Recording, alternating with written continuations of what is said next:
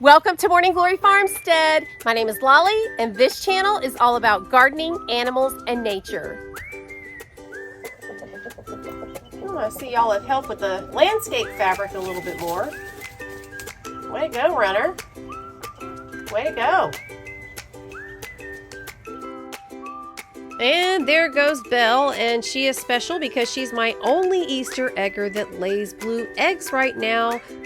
All the rest turned out to be roosters when I bought them. And here is Muffin. She is just absolutely beautiful. They're constantly looking for bugs and pecking at things around the base of these sunflowers, and it offers a little bit of shade, and they actually drink water off of them when it rains too. There are new blooms in this kitchen garden every single day, and I am loving it. And there is nothing like either early in the morning or when the sun is going down. These colors are so vibrant.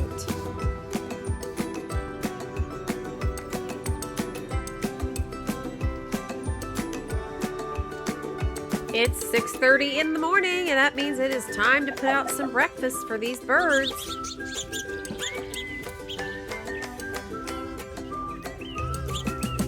And look at this one. He wore his sharpest red suit this morning, and he looks so handsome.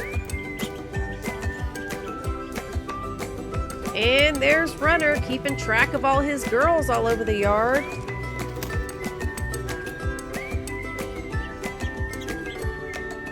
And here is a dove flying in to eat out of the hopper, even though she is a ground feeder.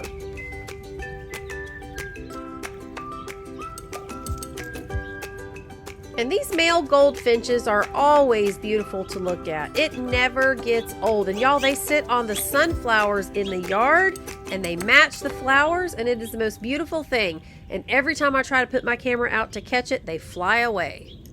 Just trust me when I tell you how beautiful it is. And here's the male cardinal. I know you guys see him a lot. And hey, Mr. Cardinal, just a reminder, you guys need to clean up after yourselves. I see you guys are dropping an awful lot of seed out of your mouths on my sidewalk. I walked out yesterday evening and this is what I saw, and I could not resist sharing it with you. Look at how gorgeous this is. Just beautiful. Saying goodnight to another spectacular day full of life and beauty, and I am so grateful that I get up in the morning and see it again.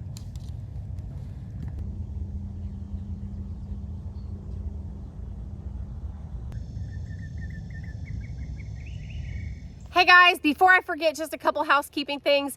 If you're new to my channel, head to the description box after this video. Get the link and the code to the GreenStalk Gardens and save 10 bucks off your purchase, and that is even when they have sales. I also wanted to mention that if you guys have been watching my channel, you know I showed you a chick last time that was pipping inside the egg, and y'all, have I got some updates.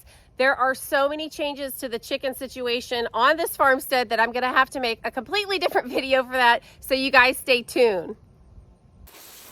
All right, Pops has come over to help me out. We are going to work on a couple garden areas and also the GreenStalk Garden patio. Time to get some things cleaned up and move on to the next step of getting that area organized.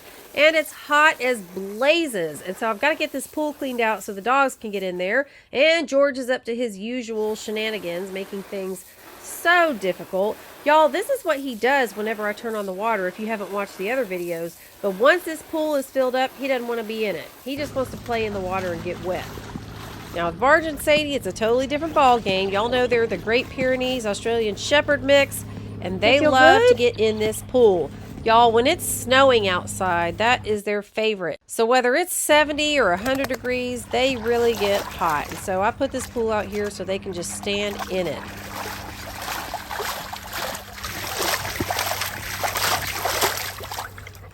So Pops and I have a ton of work to do this morning on this area and the GreenStalk Garden patio. And so it's extremely hot. I knew he was going to need help. And so I hired the best farm hands and garden helpers that I could find and also that I could afford. But they all have 4 legs.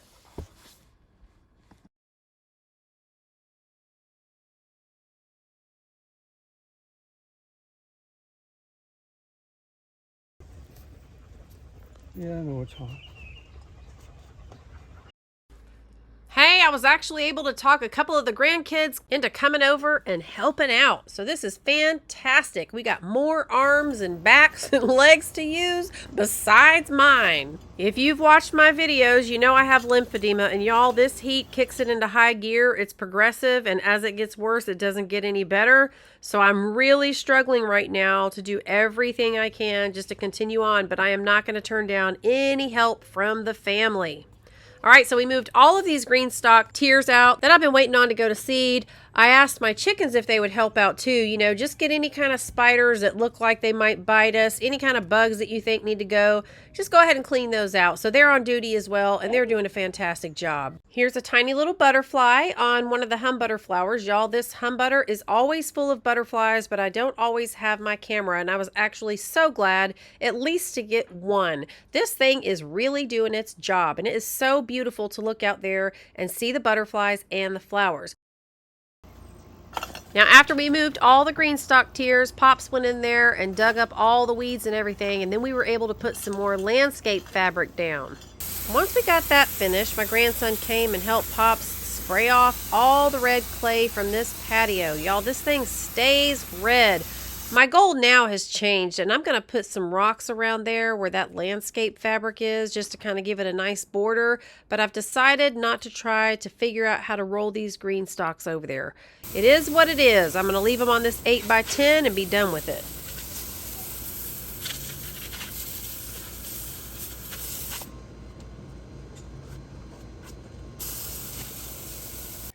And Jack has found his way to the chicken window, and he's watching the birds and the chickens and the roosters.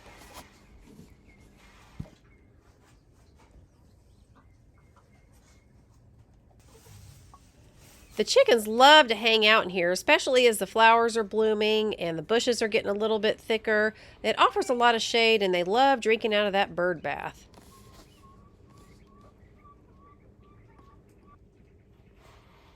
All right, guys, as I've been in my GreenStalk garden patio, I've been thinking about some things, and it reminded me to talk to you about something that I haven't mentioned in a while.